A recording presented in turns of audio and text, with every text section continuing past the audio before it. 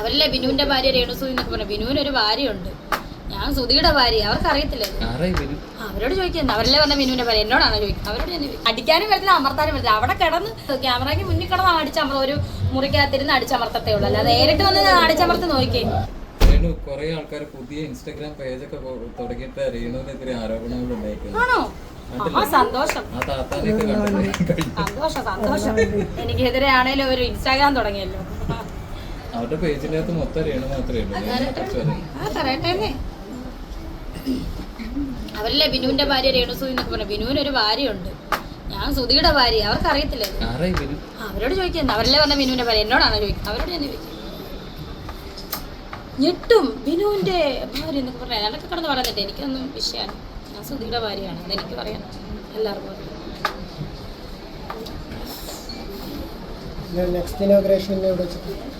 അയ്യോ എനിക്കറിയില്ല. ഷെഡ്യൂളൊക്കെ എൻ്റെ മാനേജർ കരിഷ്മയുടെ കയ്യിലാണ്, എൻ്റെ ഡേറ്റും കാര്യങ്ങളൊക്കെ. എനിക്കറിയില്ല.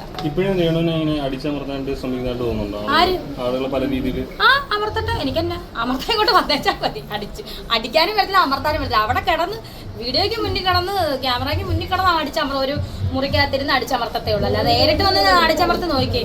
ഈ അതുലും മറ്റേ അവൻ്റെ അവരുടെ പേരിന് ഈ പിന്നെ ഷെഫീന ബീവി ഒക്കെ ഈ കിടന്ന് വലിയ എന്നെ തെറി വിളിക്കുന്നു, നികൃഷ്ട ജീവി എന്ന് വിളിക്കുന്നു, മറ്റവളെ മറിച്ചവളെന്നൊക്കെ ഇവളുമാരൊക്കെ വിളിക്കുന്നു.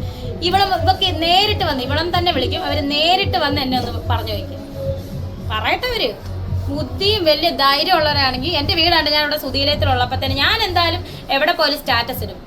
ആരെങ്കിലും ഒരാൾ അവരെ അറിയിക്കേണ്ടവരുണ്ടല്ലോ. എൻ്റെ സ്റ്റാറ്റസ് എല്ലാവരും കാണും. 300 പേരെങ്കിലും എൻ്റെ വാട്സപ്പ് സ്റ്റാറ്റസ് കാണാം. അതെനിക്കറിയത്തില്ല എങ്ങനെയാണ്. 300 പേരോളം കാണാറുണ്ട്. ഏതേലും ഒരുത്തരെ അറിയിക്കുമല്ലോ. വീട്ടിലോട്ട് വരട്ടെ, അവർ വീട്ടിൽ വന്നിട്ട് എൻ്റെ മുഖത്ത് നോക്കി ഇത്രയും പറയട്ടെ. ധൈര്യം ഉണ്ടെന്ന് പറയാം. അല്ലാതെ ഒരു ഫോണിനകത്തിരുന്നിട്ട് ഞാൻ വെച്ചല്ല കാര്യം. നേർക്ക് നേരെ വരട്ടെ. എൻ്റെ ഈ ബീവിയും ഷെഫീന ബീവി അതുൽ വ്ളോഗറും ഇവന്മാരൊക്കെ നേർക്ക് നേരെ വരട്ടെ.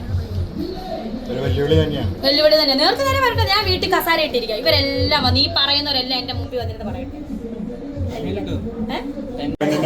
മലയാളികൾ ഉൾക്കൊള്ളാത്ത ആളാണ് രേണുവിനെതിരെയുള്ള വിമർശനം. രേണുവിന് മാത്രമല്ല, ഇങ്ങനെ നിൽക്കുന്ന എല്ലാ എന്തുകൊണ്ടാണ് മലയാളികൾ മാറി ചിന്തിക്കാത്തത് തോന്നുന്നത്? എല്ലാ മലയാളികളും ഒന്നുമില്ല, ടിപ്പിക്കൽ മലയാളീസ് കുറച്ച് പേരേ ഉള്ളൂ. സഹിക്കാൻ പറ്റില്ല, ഒന്നും ആകാൻ പറ്റില്ല. അവര് തലകുത്തി നിന്നിട്ട് ഒന്നും ആകാൻ പറ്റില്ല. സുധി ഒരു ആകെ ഇച്ചിരിയേ ഉള്ളൂ. ആ പുള്ളിക്കാരി ഇതെല്ലാം ദുബായി പോകുന്നു, അവിടെ പോകുന്നു, ഇനോഗ്രേഷൻ ചെയ്യുന്നു, നാട മുറിക്കുന്നു, സഹിക്കുന്നുണ്ടോ? എന്താ പറയാ, ഇൻസ്റ്റാഗ്രാം തുറക്കാൻ പറ്റില്ല രേണുസുധി, ഫേസ്ബുക്ക്. അവരുടെ ഫ്രസ്ട്രേഷൻ തെറി വിളിച്ചല്ലേ അവർക്ക് തീർക്കാൻ പറ്റുന്നത്. നേരത്തെ നേരെ തന്നെ ഒന്നും പറയാൻ പറ്റില്ലല്ലോ. അപ്പൊ അവരുടെ ഫ്രസ്ട്രേഷൻ അവരങ്ങനെ തീർക്കും. ഇതിന്റെ മറ്റൊരു വേർഷനാണ് അനുമോൾ അനുഭവിക്കുന്നത്. അവള് 30 വയസ്സായിട്ട് കല്യാണം കഴിഞ്ഞിട്ടില്ല, തള്ള. അതും ഈ ഒരു സെയിം ആറ്റിറ്റ്യൂഡുള്ളവർ തന്നെയാണ്. ഇത് വിധവയായി കഴിഞ്ഞാൽ ഒന്നും ചെയ്യാൻ പാടില്ല എന്ന് പറയുന്നതിന്റെ മറ്റൊരു വേർഷനാണോ? അനുമോൾ ഇപ്പൊ കല്യാണം കഴിച്ചിട്ടില്ല. അനുമോള് പറയുന്നത് തള്ളച്ച് കല്യാണം കഴിക്കാത്തതിന്റെ ഫസ്റ്റേഷൻ ഭയങ്കര ഇൻസൾട്ടിങ്, ഭയങ്കരമായിട്ട് ഇൻസൾട്ടിങ്. വിവാഹത്തെ കുറിച്ച് പറഞ്ഞപ്പോ ഒരുപാട് ചർച്ചയായിരുന്നു.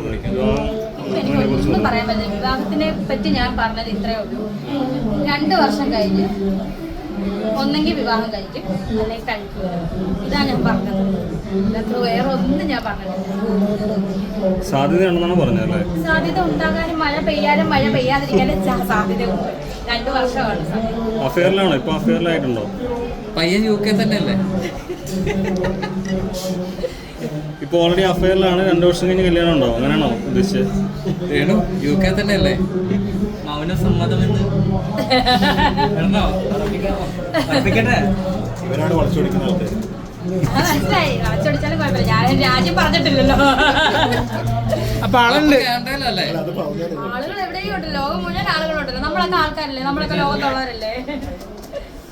അല്ല, ആളുകൾക്ക് ഇങ്ങനെ ഓരോ സംഭവങ്ങൾ കിട്ടുമ്പോഴാണല്ലോ അവരിങ്ങനെ ഓരോന്ന് കഴിയട്ടെ. നമുക്ക് അറിയാമല്ലോ ആരാ എന്താണെന്ന്.